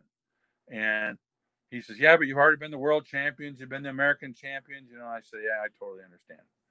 So he says, so what are you going to do? I said, well, I got to go talk to Jimmy Crockett. He goes, Barry, don't do that. I said, well, I just want to give you this belt right now because I don't know what Jimmy Crockett's going to say. And I said, this could be my last day. Who knows? Because I thought maybe if I said this could be my last day, he might go, Barry, just stay right here. I'll go talk for you. Well, he didn't. So anyways, I go into Jim Crockett's office. I said, Jim, can I talk to you? He goes, well, I'm really busy. And I said, well, I'm really busy too. I said, I need to talk to you. He says, all right, what's up? Well, he knew what it was up. He knew that he screwed me on a payday. He said, so what's going on? I said, well, you promised me because this whole angle we did with the Rock and Roll Express and all this, I was going to be in that match at that pay-per-view and you put Nikita in there instead of me.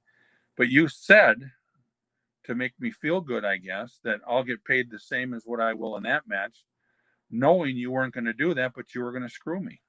So I said, I'd like to get the rest of that money. He says, I'm not giving you the rest of the money. The match you were in is what you got paid for that match. And I said, well, that was the shits.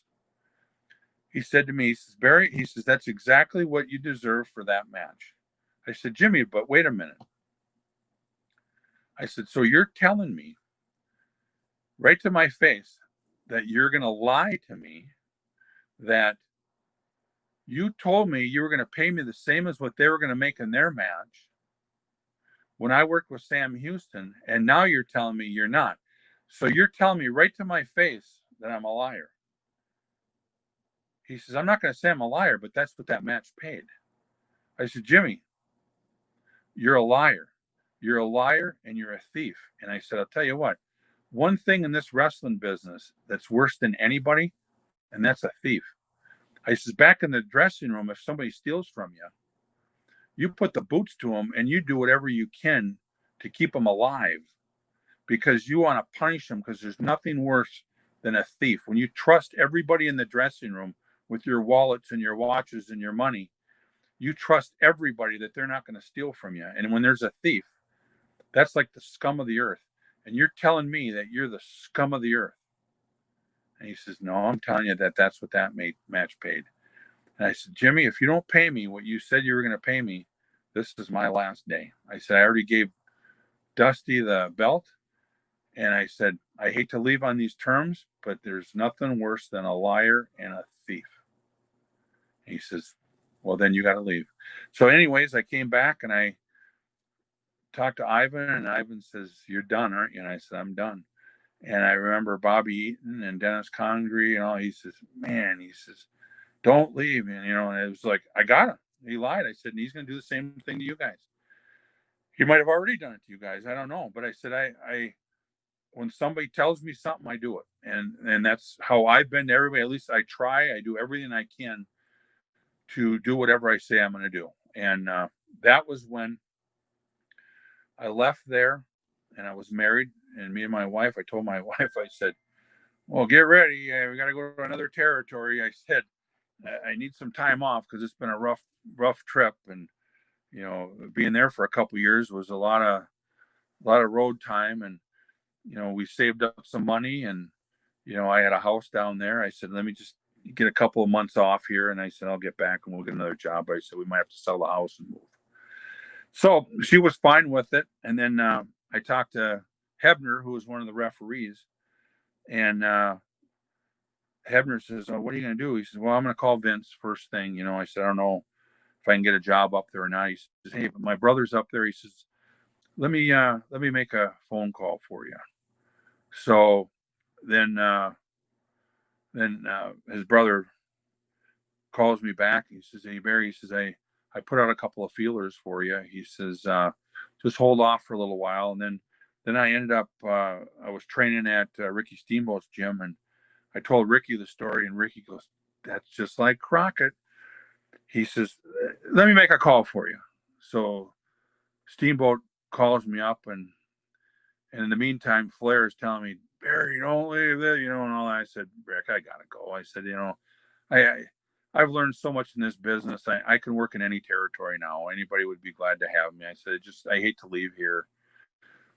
So Ricky makes this phone call, and I'm thinking, yeah, they're just calling, and who's talking to who and what and everything. Well, about 2 days later, so now this is like a week after I quit my job, Vince McMahon calls me up at home, and so I answer. I go, hello, and he says, Vince McMahon here. He says, is this Barry? And I said, yeah.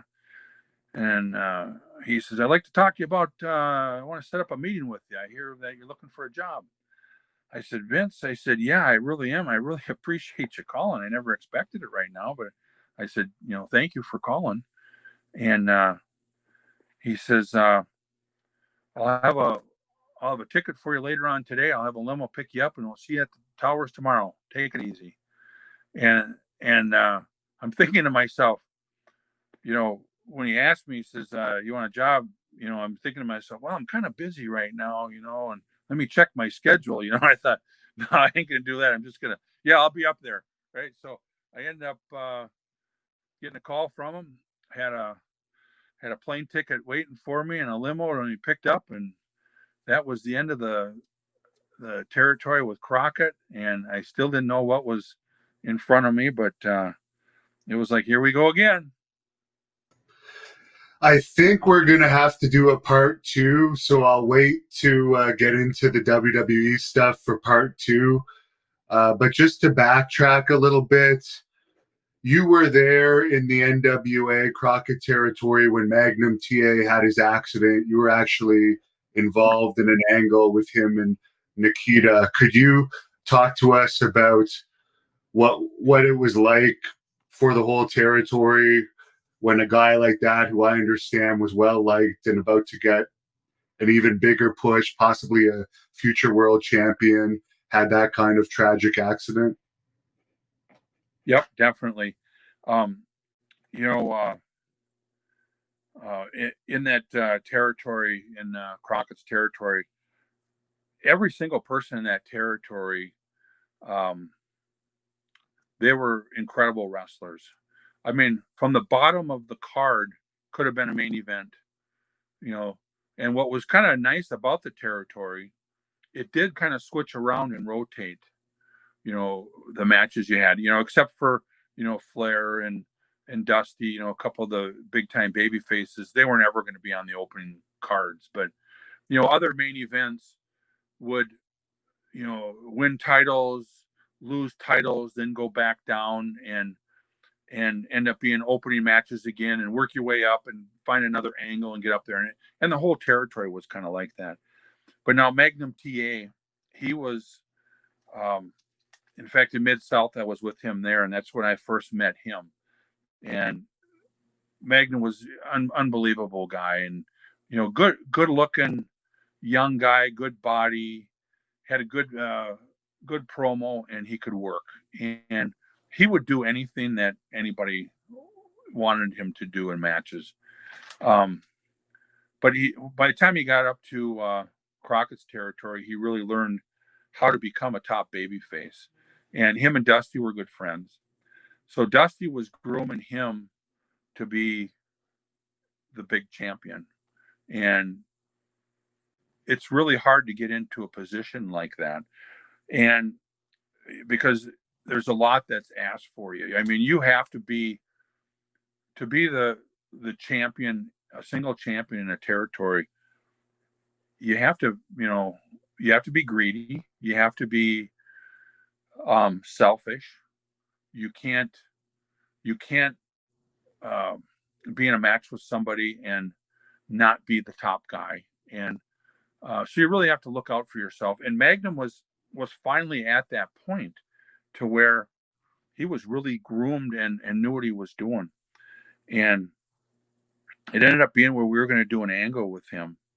And it was going to be to where Magnum and Nikita were going to end up having single matches. And I think, it's hard to remember every angle that you do and everything, but I can't remember what town we were in, but Magnum ended up getting in a car accident, and I didn't hear about it until the next morning, but I couldn't believe it because I was really good friends with Magnum. And it ended up being where he wasn't ever going to be able to wrestle again. And in that territory, because of the way the territory was, where everybody got to work with pretty much everybody, you got to be really good friends with people. And it wasn't just like it was, you wrestle a guy and, that was the end of it. You never talked to him much again or anything. This is where you traveled. You were, you'd be at parties together, kayfabe, of course.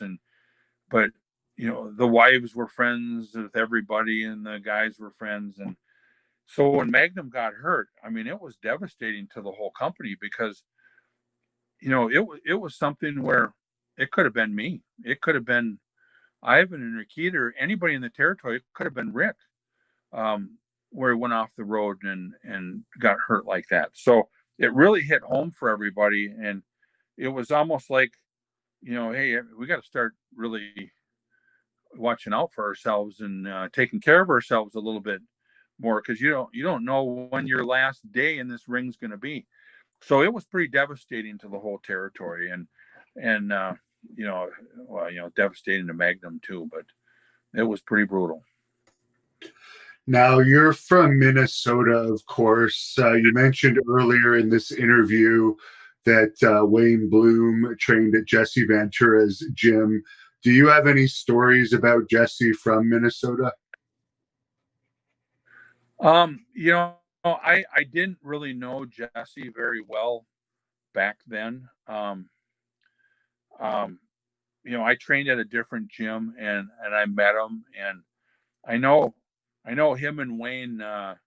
Wayne was dating his wife's sister at the time, so Wayne and Jesse, knew each other very well. And Jesse, back in those days, you wanted to protect the business, incredible, which he did. But he used to always brag how tough the wrestlers were, how when you're a pro wrestler, you want to, make it sound like you're much tougher than you are to a regular person. And, and you probably are, but, he was saying something to Wayne one time, Jesse was, and I love Jesse. He's a great guy and I get along with him, but he'll probably get mad at me for telling the story. And I wasn't there, so I don't know if things were exaggerated or what, but, I know how tough Wayne is. Wayne's a tough guy. He's gone through the mill, and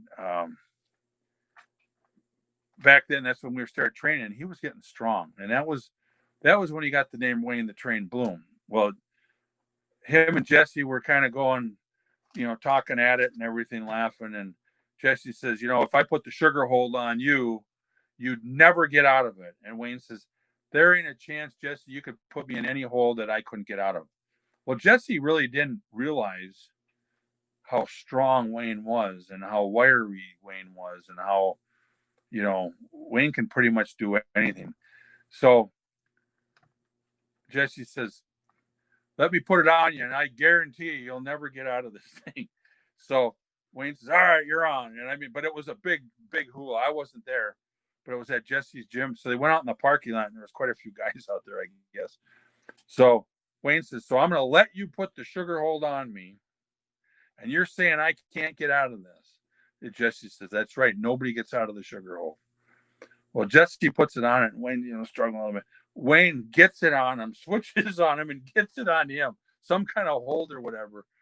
So it just shows that you don't ever want to say something to somebody.